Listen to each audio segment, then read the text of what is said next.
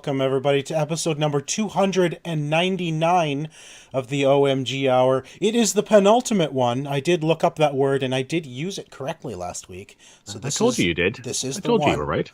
So, of course, I am Sean Evans, otherwise known as Zyantane, and today is June 8th, 2018. I am Tico, Mr. Second Place, the only other host of the day. The only other host. Yes, so...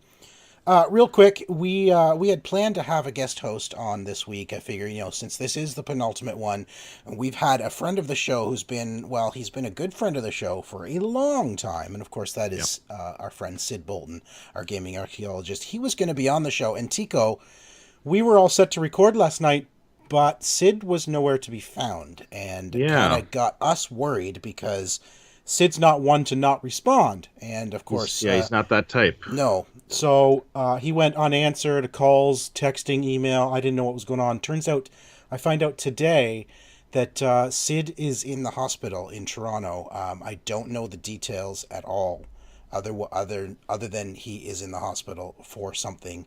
And there is currently a GoFundMe fundraiser going on to help with his wife's expenses while she has to travel back and forth and, of course, find accommodations, meals, etc. while he's there. He's in the ICU, which is not a good thing to begin with, if you're in the ICU. So he's going to be there for I don't know how long.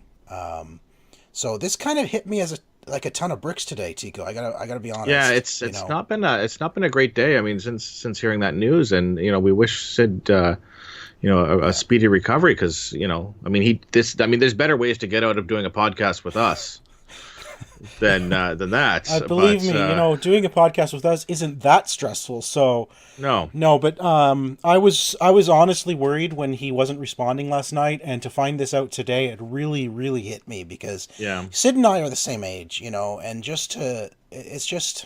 Wow, it hits close to home, Sid's been a good friend of mine for years, and he does the segments for our show. He's been doing that for, I want to say he's been doing the Lost Treasures now for 4 years, and he was on like our very early shows. I want to say he was on like under 10 was the first time he was on the show. Like I got to look back, but I want to think he was on even before episode 10. That's how long he's been a friend of the show. So, right now, click the link in the show notes. If you are a friend of this show, if you've been watching this show, you know who Sid is. Please go to the GoFundMe, give them something, help out his wife while she's there with him. And hopefully by next week we know a little bit more, and we'll let you know that he's okay. Yeah. Right now, I have no idea. I don't have any details. So that is the sad news at the beginning. Let's move on to more happier news, which is of course gaming, which is why you're all here. Yes. Tico.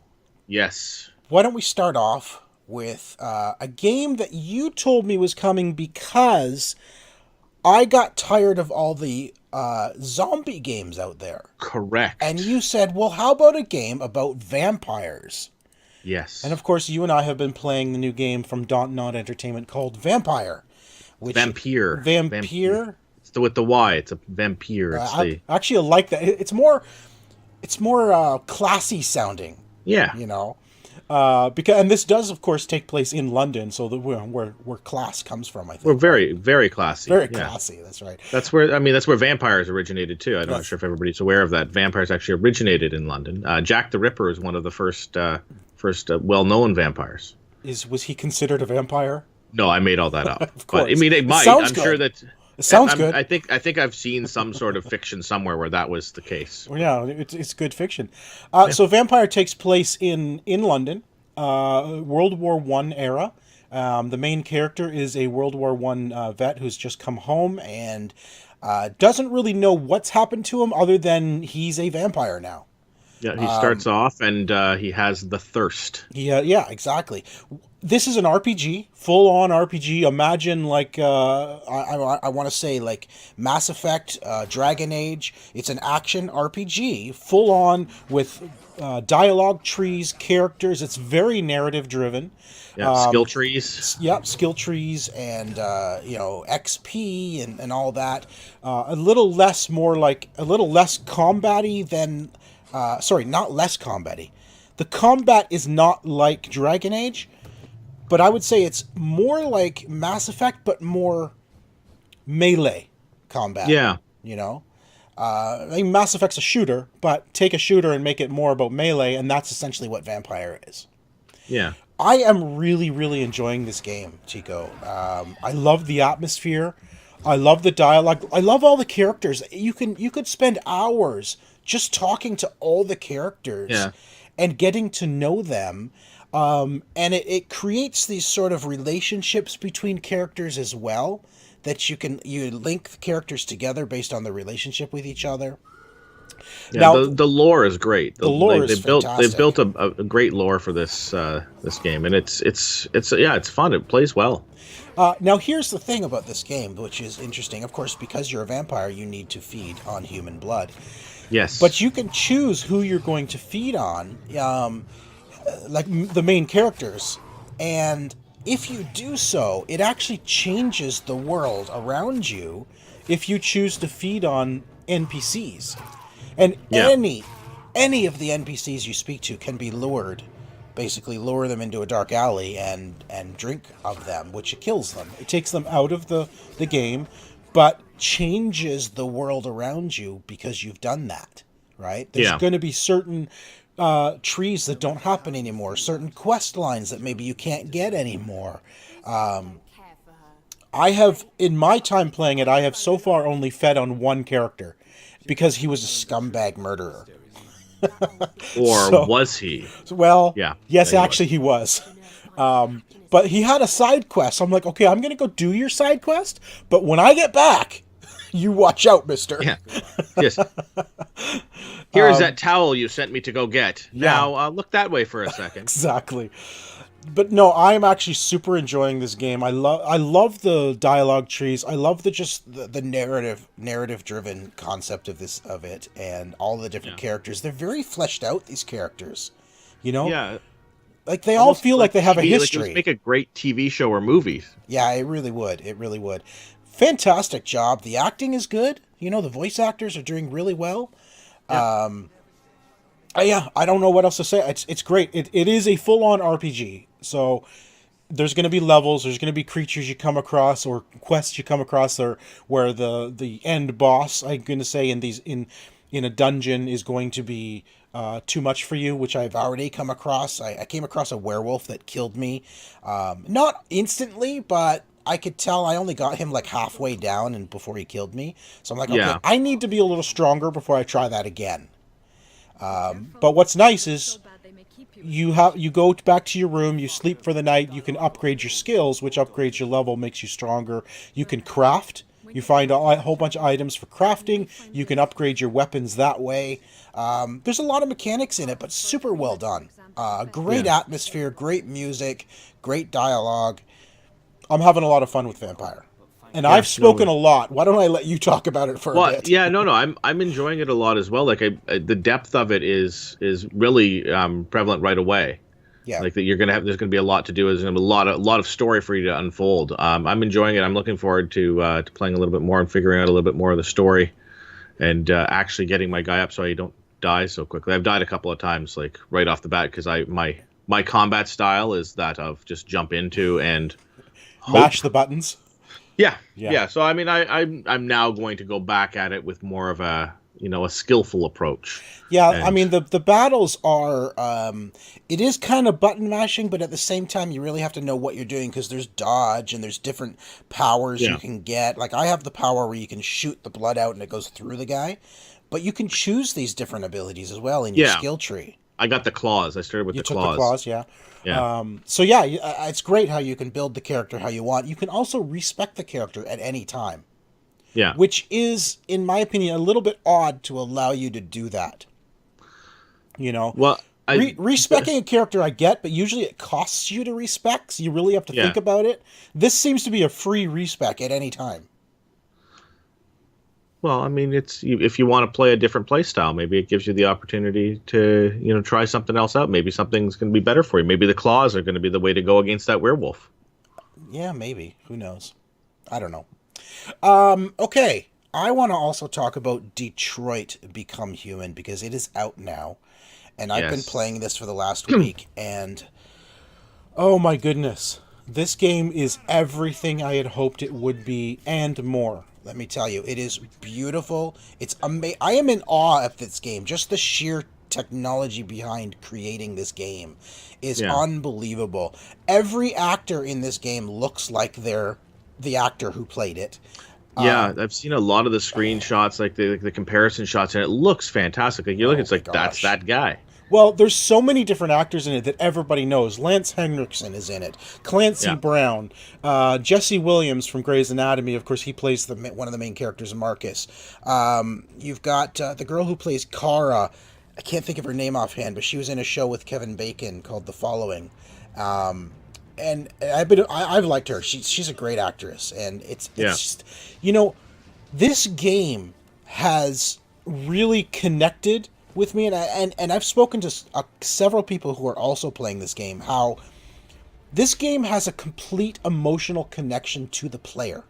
Like, I feel for these characters I'm playing, like, it's hard to explain how intense this game is emotionally as I'm playing it, Every character is just like, I cannot believe how much I love this character, and I don't want anything to happen to them.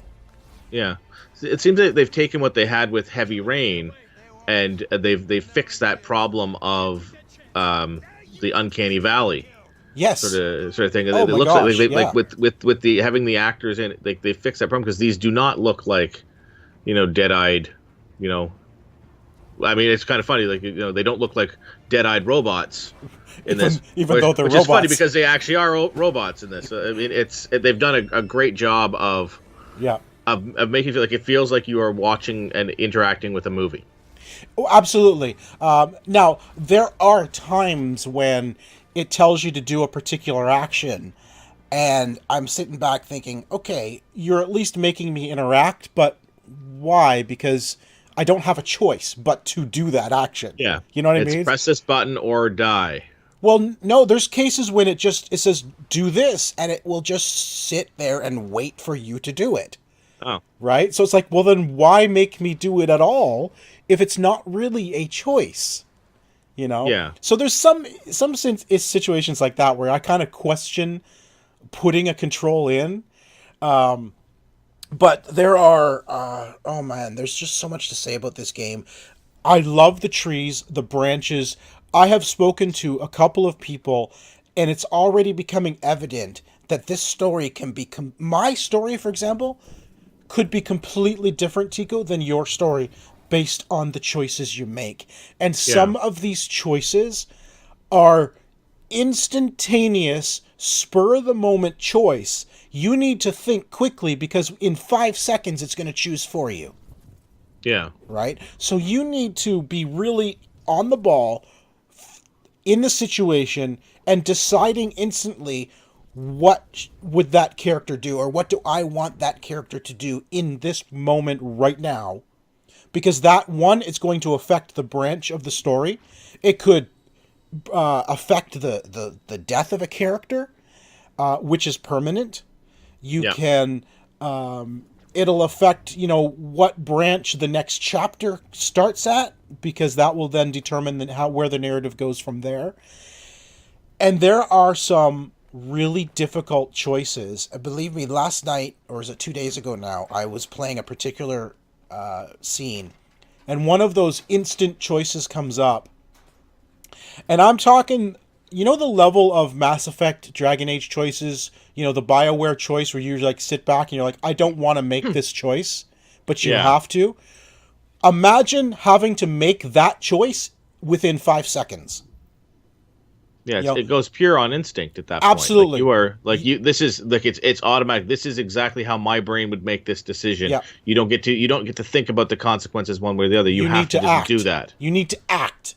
Yeah. And there was one action that I did. I tried to play the way I thought the character would do it, and I immediately regretted my decision. And that's the power of this game. This game literally makes me think about all my actions and all my choices. And I actually regret that action. But I'm living with the action and seeing how that's now going to play out in the course of the story. Yeah. You know? And wow, the emotional attachment I have to these characters is unbelievable. I can't explain it. I don't know if I've ever felt this attached to a character. And that is the power of the writing of this game. You know, yeah. There, like I said, there's some things that just don't make sense. Like why wait for me to do a single action when that's my only option? Just do it. You know, play it out like a movie.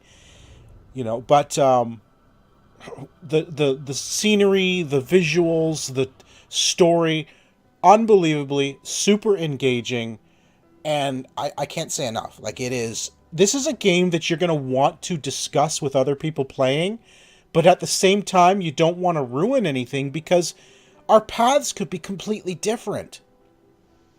You know, you could find... It's... Yeah, you don't want spoilers, even though it's a past chapter, because as I'm playing this, I'm thinking, oh man, I'm going to try this differently next time. You're going to come back and you're going to replay. And then that's it's fantastic that they built that in, because as you're going through, you know that there's different routes and different stuff that you can do. So yes. You know that there's the opportunity for replayability is right there. Like it's not like thinking, like, oh, am I going to be interested in this? You're already interested in a second playthrough.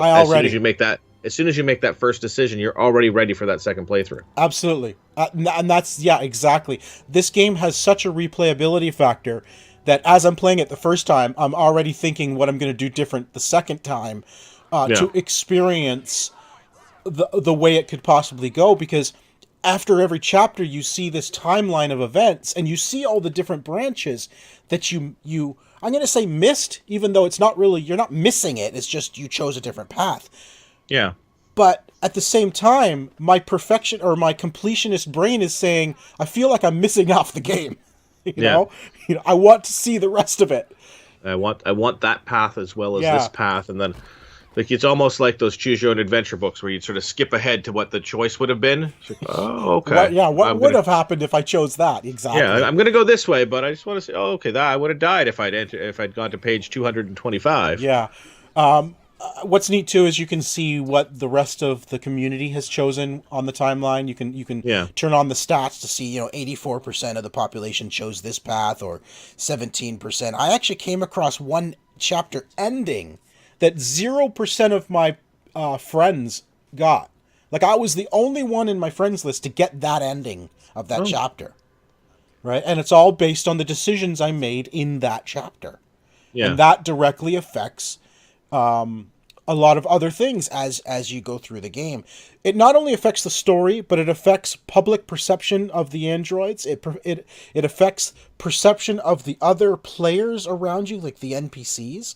So not only are you trying to advance the story into like something you're going to really enjoy, because you do control the narrative, but you also are trying to control or affect how the people around you perceive you. Are they neutral towards you? Do they consider you a friend, or are they hostile towards you? Because that directly affects like the conversation choices and the narrative direction, based on how you act around other people.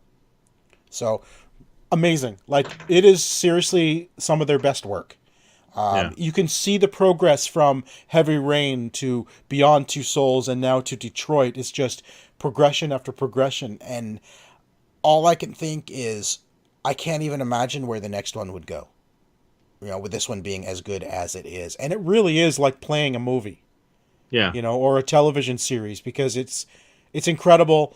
And like I said, the emotional connection to these characters is undescribable. Like I honestly say I love these characters, and I don't want anything bad to happen to them, I legitimately care for these these video game characters in this show that I'm playing.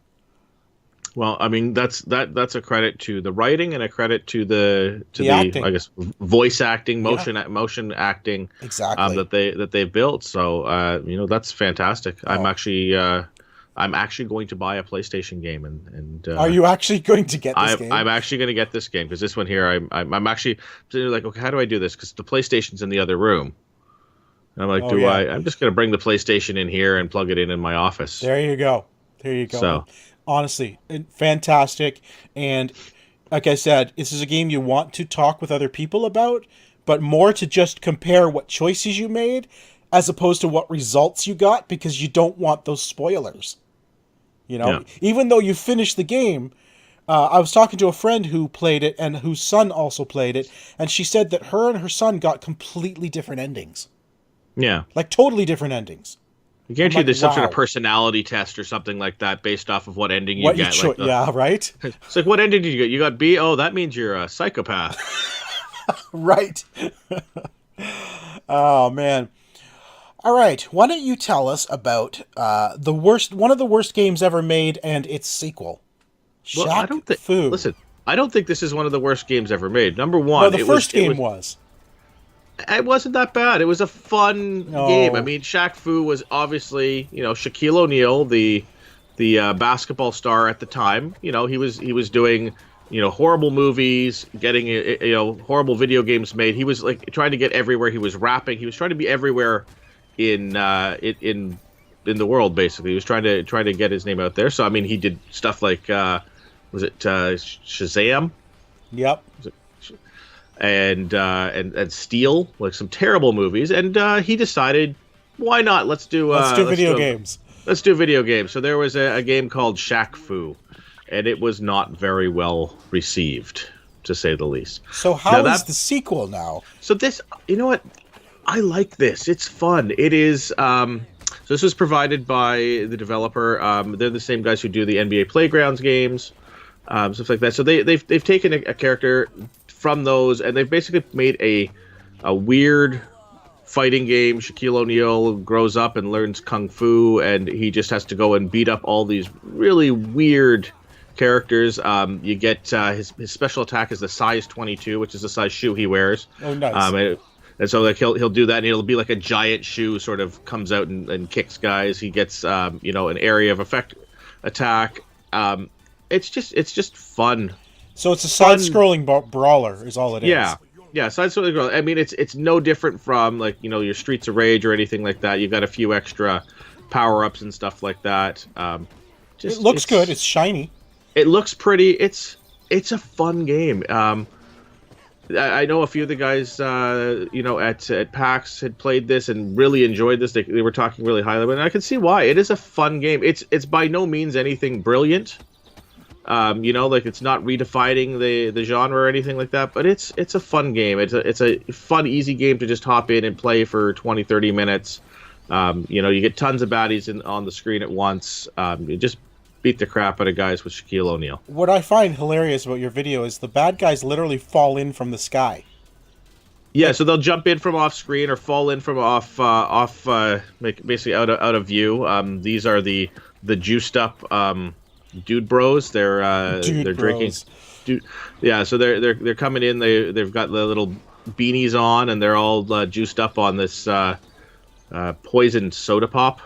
Oh, good. Okay. Or an energy drink that's sort of causing them to be a little weird. Wasn't that a storyline in another game? Yeah, that was Sunset Overdrive. Yeah, that's right. Sunset Overdrive was the juiced up energy drink. Yeah, so you get your little boss fights and stuff like that. It is very reminiscent of Streets of Rage, that sort of thing. You pick up weapons, you can pick up stuff and throw it at guys. Achievements unlock super easy. They're all just like kill 500 enemies, kill 1,000 enemies. Oh, so it's right up your alley. Yeah. Like I'm having fun with it. It is funny. There's there's some fun stuff. One of the DLC characters you can actually buy in this is Barack Fu. Oh, good. And so you can play through the game. Is it actually Barack? It's Barack Obama. Yeah, you can buy Barack Obama as a DLC character in this for this game. So that's hilarious. Yeah. Oh man. Okay. So Yeah, no, fun game. I would recommend it. yeah, I mean, I know that it it got the original was not as well received, but this one is fun. cool. Yeah. Awesome. And finally, I think we got some time to talk about the Far Cry 5 DLC. So Yes. you've So been Hours playing of Hours of Darkness. Darkness, which Yeah. is Vietnam. It is Vietnam. This is basically Rambo the game. So the idea is your chopper shot down in Vietnam during the Vietnam War, and so you have to get from where your chopper goes down. You have to rescue your three fellow soldiers from different POW camps, Okay. and make it to the extraction point. And there's an onus on doing this stealthily, which I've actually been doing.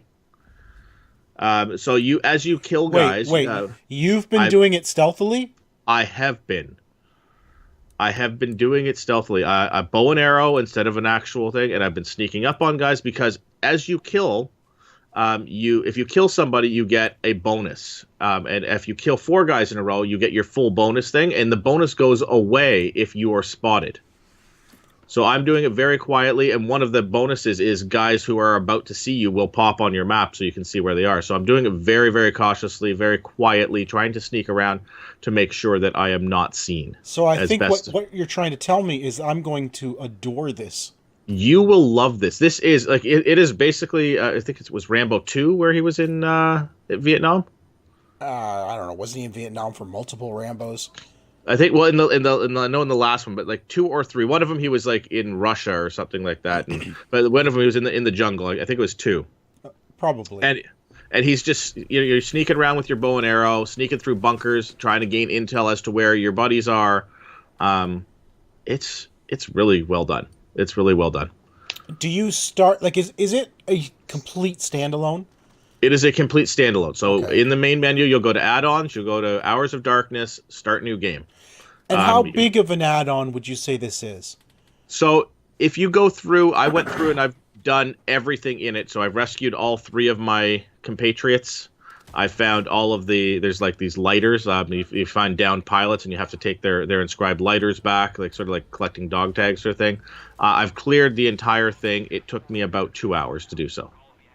Okay, so it's not huge by any means. No, it's not huge, and doing that unlocks 2 more modes. So that's your normal mode. Doing that unlocks 2 more modes. There is the survival mode, which gives you less ammo, and it's like one death and you're done. Gives you less ammo, less backpack space, and all of that. And then there's action movie mode, which basically one of the new features in this. So when you do your spotting with binoculars, you can call in an airstrike. Oh, nice. So there's certain spots where like you have to actually clear out anti-aircraft guns before you can get access to that. In action movie mode, they just like you can have that whenever you want. You can just use your binoculars and take out like large groups of guys with airstrikes. That is awesome. So those are the two modes. So one sort of makes it more arcadey, one of them makes it more difficult. So once you finish it, it's not done. There's multiple ways of playing the DLC. Yeah, so I've gone through and I've finished it in normal mode. I am presently going through right now.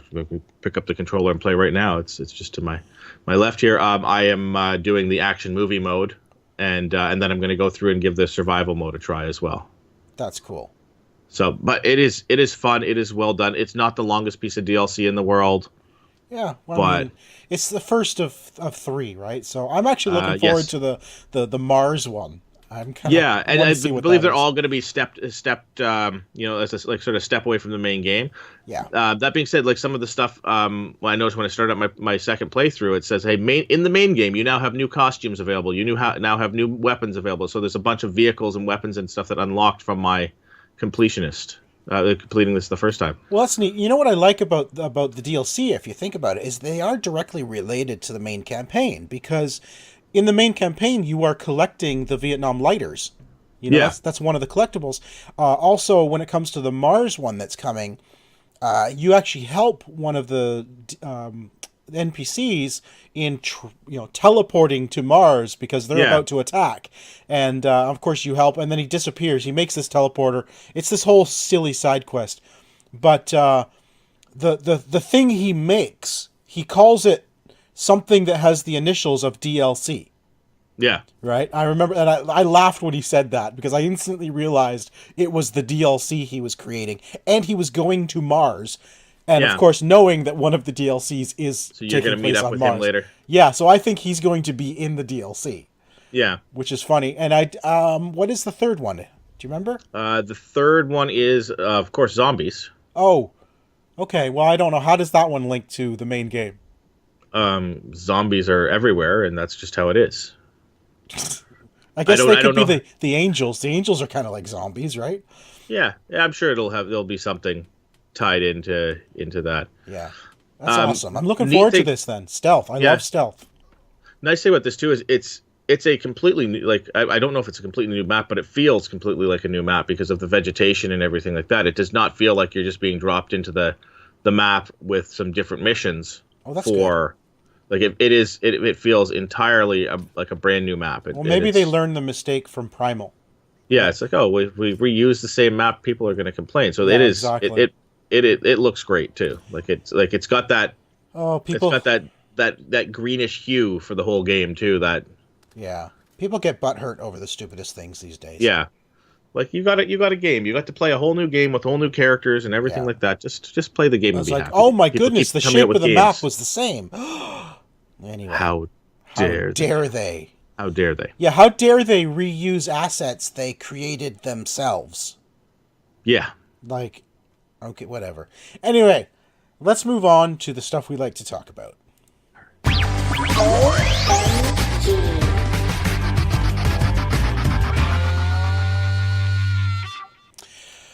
I am surprised this piece of news hasn't really come out sooner than it has now. And so there is a quote from Yves Guillemot, of course, the Ubisoft CEO, basically saying that he believes there will only be one more console generation, and after that, games will be streamed basically to any device you own.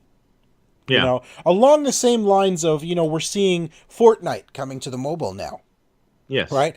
Fortnite on the mobile. Fortnite's coming to the Switch, which was another E3 leak. We're going to talk about stuff like that later. But, seeing games like Fortnite with PlayerUnknown Battlegrounds actually coming to a mobile and actually working, I can totally see where he's coming from. Where, if you've got servers on the back end powerful enough to do the computation and then just feed you the video to the device you're on, no matter what device you're on, it makes sense to me. Again, we've talked about this like a couple of weeks ago. The only thing that's going to be needed is low latency, right? Because when you move your controller, it needs to be instant reaction, right? Yeah. So, where's the balance there? But I am actually surprised that he believes it's, I guess you could say, 2 generations away still. Well, and it depends on how long is he considering a generation to be. I mean, right that's now... That's just it, right? We're 8-year generations, 9-year generations? Yeah. Like, is he thinking, like, we're going to get a new console next year, and then 9 years from there is when that's going to happen? Or does he see a shorter life cycle on that next generation? Yeah, I don't know. I'm still surprised that there's going to be a next generation anyway, because it feels like they should almost be ready to go into that streaming method now. Like, I mean, the only thing really holding us back right now is your crappy internet that you've got at your house, which is my download is okay. It's my upload that is tanking right now. That's your controls when you press left. That's the problem. Exactly. Yeah, exactly. Well, I mean, I'm not uploading video, like high-end video, so uploading a controller operation, I still have enough up bandwidth for that, Yeah. But it's definitely you're going to need a good upload speed, enough to send your signal and receive it back. You're also going to need really good download speed. Yeah. Right? Because if you think about it, you're going to be streaming 4K video, essentially. Yeah. But I've been saying this for years, that I think gaming, the future of gaming is streaming, much to the detriment of our friend Sid Bolton, who wants to collect games, right? Yeah. There'll be no more collecting games when we go full on streaming only. Well, like, It'll all be on one hard drive. That'll be what it is now. Your collection will all fit in your No, pocket. but see, that's the thing, though. Your collection will not Well, actually be on your device. It'll be on your collection will be on the cloud. You'll have an account which says Yeah. you own or you have access to X number of games and what the games are that you can play anytime. Yeah. But if they decide to say, hey, we no longer offer this game anymore, we no longer have the rights to this game, your library could disappear. Well, that sort of thing has happened currently with the digital platform, and if you already have it downloaded, then you can still play and access that game. But imagine if you can only stream the game, then no one will have access to the game anymore. I suppose that's true. Yeah, I mean that's the problem you run into with many games when they shut down servers and stuff like that. You lose that that section of the game, that portion of the game. We have that now with Netflix.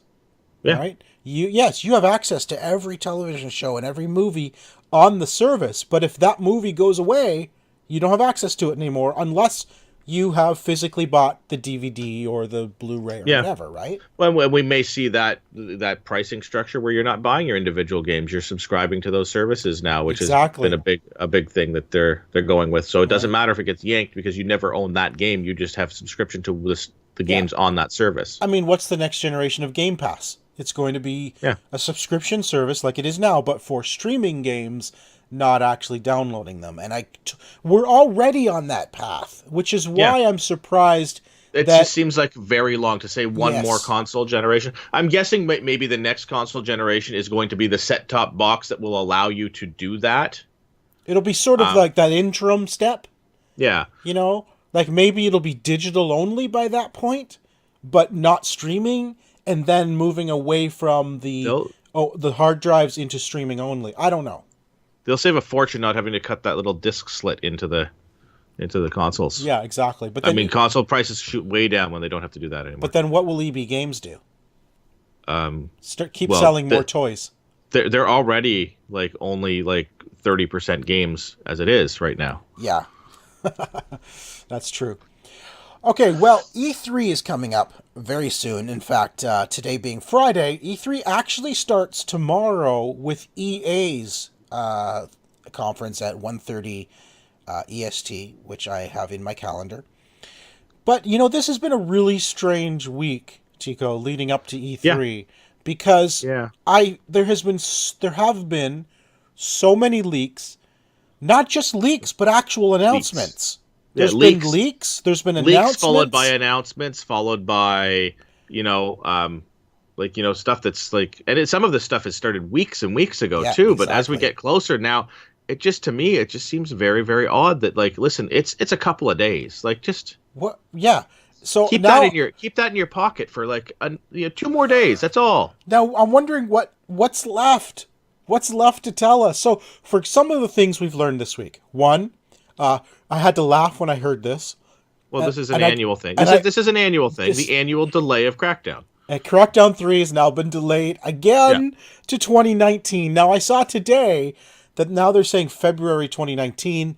I'll believe that when I see it. Yeah, well, no, February 2019 will mean we'll get our next delay sometime mid-January.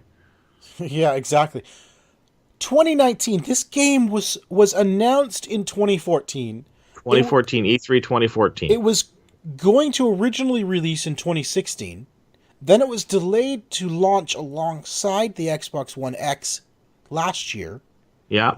And now it's delayed again to 2019. And touted as one of the Game Pass titles to get people really excited about that. This is one of the 3 big titles touted as the Game Pass titles. Yep. Day one. From Microsoft. This is why you want to give us your money every month. It's because you're going to get Sea of Thieves. Oh, that flopped. State of Decay. Oh, that's not nearly as good as people thought it was. But don't worry, there's Crackdown coming. But now it's next year. Yeah, maybe. Now, I am basically, if they don't blow me away on Sunday, is it Sunday? Sunday. With that, Sunday. I have been subscribing to Game Pass since they made that announcement. Yes. And you know that I am an Xbox guy. Yes, you are. They need to give me something to keep taking my $10 a month. Well, let me ask you, as an Xbox guy, we're on a bit of a tangent, but this is all about E3 and Xbox. If Xbox's conference comes and goes, and there's nothing of that is super exciting because I don't even know what I. Listen, I'm looking forward to it. I'm looking forward to it. At least none of their stuff is leaked yet. No, but I'm looking forward to the conference because I don't know what to expect. Yeah. So I'm looking forward to it, but I don't know what's coming. I'm hesitant that like it's one of those things like I'm such a fan that I'm scared that they're going to let me down with a subpar show. And if they do, where will you be at that point? I mean, I'm still gonna play my games, but like I'm certainly, I'm gonna be disappointed for sure. But like they've got to do something. Like they are not even anywhere close to in the fight right now for this. But what is it you want from Microsoft personally? Now you're an Xbox console gamer, so it's not like you can't play any games. Every game that I play, essentially, you can play, with the exception of exclusives. It's only the exclusives you can't play. Correct. Or not can't because you have a PS4. You don't play. I have a PS4. Okay. So what is it? I'm an Xbox, so I would prefer to What play do you them want? on my Xbox. What is it you want from Microsoft? I want Microsoft to come out and give me some titles that I'm interested in playing. None of this, like the Sea of Thieves, like again, we've played it. We've all played this. Like, there's nothing in that game that stands out, makes me go, man, I really want to get back into that. Let me put it this way: as an Xbox gamer, how is Microsoft having a letdown show any different from, say, Ubisoft having a letdown show for you? Because at this point, it's really about what games are they bringing you, right? So if Microsoft doesn't have anything you're interested in, is that really a letdown? Because I suppose it's just not a publishing company, right? Yeah, I suppose not. Like, I mean, there's going to be other stuff that I can play on it. It's just as an advocate for the system, like as somebody, again, I used to work with them. I used to work with them selling their systems. So as an advocate, somebody like, who really does enjoy it and likes to sort of get other people involved in the thing, like, you're not giving me a lot to work with for me to be able to go to somebody as an advocate and say, you know what, I'm an Xbox guy, you should be an Xbox guy too. You talking to a brand new gamer and say like, hey, which one should I get? I mean, it used to be easy for me to say, get yourself an Xbox, you're gonna love it. Now I don't really have any real reason to tell people get an Xbox over a PlayStation. Right. I do have plenty of reasons I could tell people to get a PlayStation over an Xbox right now. So that's really what it comes down to. It comes down to you want to be able to recommend the system. Yeah. But without those must-play exclusives, there's no reason to recommend it. Over PlayStation. They need to give the Joe Blow gamer who hasn't made a decision for some reason at this point in the race yet. They have to give them a reason why somebody's going to pick the Xbox over the PlayStation. And right now, that's a good point. Sony's coming up with tons of stuff and reasons why they would pick that over. And Microsoft we're like, well, we've got this Game Pass thing where we're not really putting games out for it, and you can play some of our old crap that you're not going to be that interested in. And the big games that we promised aren't even coming. Yeah. Yeah. No, okay, so from that point of view, from being a fan that wants to recommend the system, the letdown to you is that why should I recommend a system that I don't believe in anymore? Yeah, I get that. It's as a sports fan, like you have your home team, and regardless of how bad your home team done, you still cheer for your home team. Yeah, for sure. Right? It's that sort of thing. Like, I want to cheer for Microsoft, but they got to give me something. They got to give me a reason. They got to show they're making progress. They're not in rebuilding mode and sort of tanking their way through. These are all sports terms, Sean, by the way. You can look them up later. But like they have to showcase at this thing why should somebody buy one, and why should we continue to recommend that? Yeah, no, I get that. Moving on to the Sony. So Sony, they have another one tomorrow, but each day this week, starting Wednesday, every day at 11 a.m. Eastern, they had, it was like a 10-minute little blurb about something coming. That's something coming later this year. The first day, they announced a new PS4 and PSVR title called The Tetris Effect. So it's a new version of Tetris, essentially. Really psychedelic trailer for it. Believe me, this whole trailer was weird and I had no clue what to expect. It is coming from the creator of Oh man, what's the name of the game? Res Infinite and Oh, okay. Lumens Luminous. Remastered. Luminous Remastered. Yeah. So at first when they announced that, I'm like, oh man, I'm not a fan of those games. But then they said it's Tetris. I'm like, oh, Tetris, I love Tetris. And Tetris, basically Tetris in VR. Okay, now I'm interested. You know, It's intriguing, at least. Oh, for sure, absolutely. I'm looking forward to checking that out. On day 2, which was Thursday, yesterday, they Yeah. announced that Days Gone By now has a release date of February 22nd, my birthday, 2019. Well, there you go. And this was announced last year at E3. This was a last year announcement, so now they've got a launch date for it. I'm still not that intrigued with this game. It's a like massive amounts of zombies game. Zombies and rogue humans, I would say, like gangs and stuff. So it's not just it's not a State of Decay.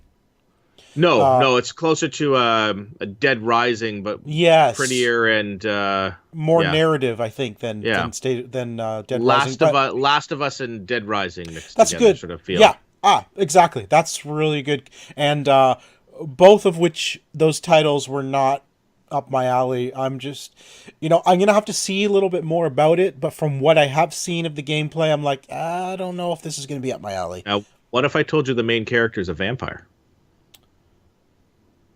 Different story. No, I don't know. We'll see. Today they announced a new game from Dontnod Entertainment, who we just talked about with Vampyr. They're releasing a new narrative game, a mystery, and it's called where is it? Twin Mirror. Twin Mirror, yeah. It's called Twin Mirror. It's an exciting, story-driven adventure game. Twin Mirror is a compelling journey that explores the elements of choice and hypocrisy while paving a player's way toward the conclusion of their investigation. So it's sort of a dark, weird investigation. It's a murder investigation. Sounds interesting. Dontnod does some good stuff. Of course, they did Life is Strange. So they're really good at the narrative stuff, They're sort of they're like Telltale games with the narrative stories. They make really good narratives. So that is coming this year or next. I'm not sure when they said it was coming, actually. 2019. So it's coming next year. Next year. Yeah. And outside of Sony, Warner Brothers has officially announced Hitman 2, which was leaked ahead of time as well. But they confirmed it is coming November 13th. And this time, so it's a sequel to Hitman, which was out 2 years ago, I believe, the episodic Hitman. This, I don't believe it's episodic this time, but it comes with online co-op. And IGN was playing with the developer, and basically you were a sniper sitting up on a ridge, and you've got this house down in front of you. You didn't move from your spot. The whole thing was about luring people and then sniping them so that they were either, when you hit them, they were sort of tumbled off the mountain or into a water or out of sight, essentially. Right? Yeah, the mobile game is actually very similar. There's a Hitman Sniper mobile game. Obviously, this is much prettier. That's the new sniper mode that they've announced with the game. Yeah, and you can play that in co-op, which is great. So you can work together, and each of these levels will have an objective. That you have 3 targets plus all their bodyguards that you have to eliminate without being caught, because as soon as a dead body is found, it will alert someone, and if they alert all the guards, they're all going to run. And hide, and you lose your targets. And you lose your targets, and it's game over. So you have to try to kill the targets and all the bodyguards without any dead bodies being found, and without alerting anyone. And there's hidden stuff in there. One of the thing when they're showing, you can see the video online or go to IGN and check it out. But there's a skydiver or base jumper up on a mountain. If you zoom way in behind the villa, there's this base jumper that he's sitting at the side and he's ready to jump, and then he chickens out, turns around, grabs a beer and starts drinking. Then he puts his beer down and does the whole thing over and over again. The only way to get him to jump is to shoot his beer first. Nice. Right? So he has nothing to drink. And then he jumps, and there is an achievement if you can shoot him out of the air as he's awesome. As he's jumping. I will go for that. Yeah, and apparently it is not easy to do. But that looks cool. I love those kind of sniper modes. I love the Sniper Elite game. So that's kind of right up my alley there. I'm looking forward to that. I still, even the mobile game, when you shoot a guy and he dies but he didn't quite fall off the edge.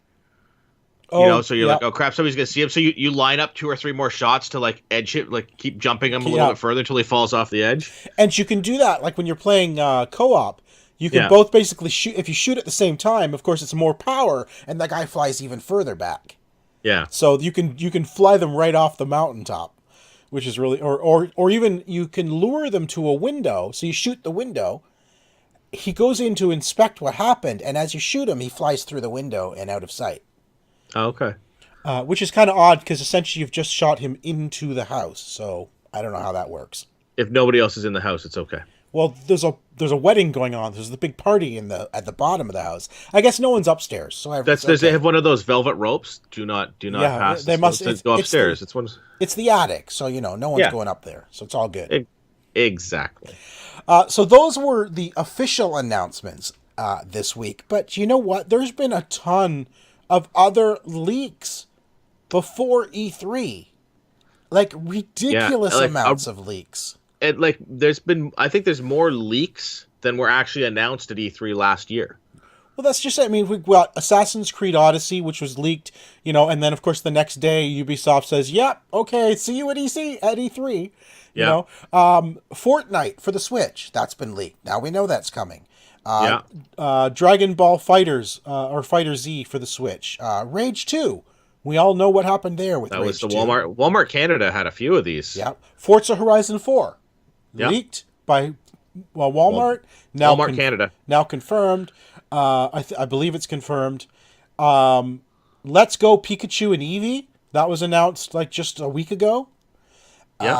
Something called Killer Queen Black. Actually, I never heard about this. It seems like an odd one to have leaked because I don't know what this is. Yeah, Overcooked 2. Star Fox Grand Prix. I don't know. That was something that was leaked. Whether it's true or not, we don't know. Gears of War 5, again from Walmart Canada. Just Cause 4 was leaked, and I believe that was Steam. On that one. Steam accidentally leaked that one because they accidentally promoted Just Cause 4. Pre-order Just Cause 4 with the big thing there. Yeah. Of course, remember Splinter Cell also leaked by Walmart Canada. Thanks, Walmart Canada. Walmart Canada has done a good job of this. I don't think that they're going to tell them anything next year. Right? I have to wonder why they told them anything at all. Like, it's not like they're coming out the day of. Like, tell them after E3? I don't know. It's just, why tell them anything? Seriously. And Devil May Cry 5 is another leak that has been out there. And here's the thing, though, about this week. Is not only have there been a ton of leaks, like more than I think there have been in the past. Yeah. But there's also been announcements this whole week leading like a bunch up of to announcements E3. too. Like, and I guess it might be like, hey, we're going to tell you this game's coming, so now we don't have to take the time on stage to tell you this game's coming, and we can just show you this game.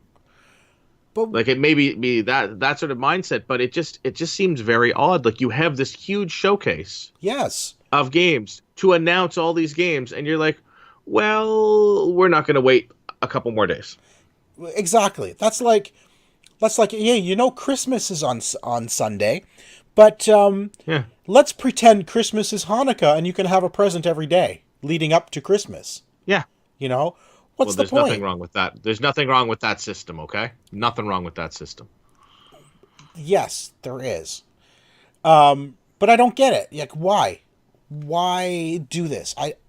I feel like all the good stuff is gone now. There's nothing left to announce. Like, they're going to have to really impress us and have a really good show to make all of these leaks and all of these pre-announcements worth it. I don't get it. I feel like E3 is changing. The only reason. Big time. Yeah. It's the only reason why I actually still have a little bit of faith in Microsoft, because they really haven't had any leaks. Like anything majorly confirmed yet. So like, they're the only ones that, like, they may actually have something cool to talk about at the show. I guess. I'm hoping. I don't know. I'm hoping. Listen, Microsoft's the only one that I am really curious about because they've said nothing. And I think they're the only one who has said nothing, leading up to E3. Yeah, that's Sunday for Microsoft and Bethesda. Monday for Sony and Ubisoft?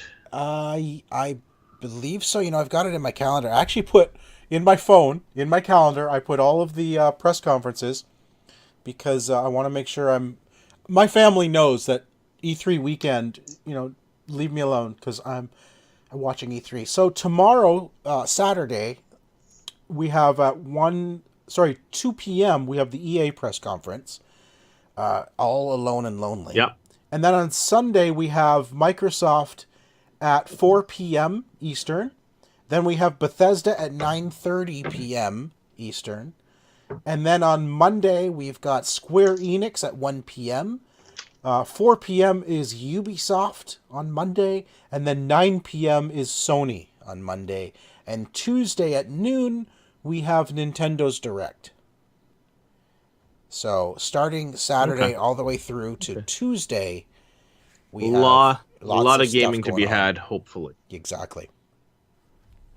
And I think that is pretty much it for this week. Yeah. So again, I just want to put out there, if you're a friend of the show, you know who Sid is. Go check out the GoFundMe for Sid. Please consider donating something to help out his wife while Sid is in the hospital. Yeah. And if you're a praying person, anything will help. Lift up a prayer for Sid. But that is it. So E3 starts this week. We'll be back next week with our big episode 300. Jeff will be with us. We will be discussing all things E3. And as we said earlier, a few episodes ago, episode 300 will be our last episode for the summer. We're going to take a break. This is a decision I made personally because I need some time away from a whole bunch of stuff. We've been doing this show for 6 years. So I'm going to take a holiday. Is a lot. I'm going to take a holiday, we're not going away. My intention is not to go away. My intention is to take a breather from a whole bunch of stuff in the summer, just kind of get grounded again and figure out where is the show going? What do we want to do with the show? We've been doing this show pretty much in this format for 6 years. And I am personally looking at it like, does this format still work 6 years later? Is it worth doing it like this? I would love your feedback, honestly. If you've been listening to us, I would love your feedback. What do you like? What don't you like? How do you think maybe the show should change? What would you like to see in this show when we return in the fall? I'd love your feedback, honestly, because I'm looking to grow the show because I don't want to stay stagnant, because I feel like we kind of have been out for a while. And that's really my goal. Take a break, take a step back, get away from it all for a while, and then figure out where we're going from there. I think, Tico and I will be on YouTube a few times. We're still going to try to do some Let's Plays and some game reviews throughout the summer. But the show itself, we're going to go on hiatus for a while, and then figure out where we're going from there. I appreciate you listening to all that. But for now, that has been episode number 299. Tico, why don't you take us out? All right. You can follow the show on Twitter at the OMGR. You can follow me on Twitter at Mr. Second Place. And show notes can be found at omgnexus.com. As well as right here in YouTube. I keep forgetting to put that in. Yes. Of course, I am Zion Tane. It's not there, I don't say it. No, it's not there. So I said it. I am Zion Tane. That is XIANTAYNE. Give us a like, subscribe, and comment if you're watching us here on the YouTubes. And of course, your gaming archaeologist is Sid Bolton, as we've mentioned. So go check that out and help out his wife while he's in the hospital. Hopefully next week we'll have a good report to bring back. He, of course, is at Sid Bolton on Twitter. So that's it. Next week, the big 300. We'll be back then. Have a good night, everyone. Oh, you can say goodbye? Bye, guys. Thank you.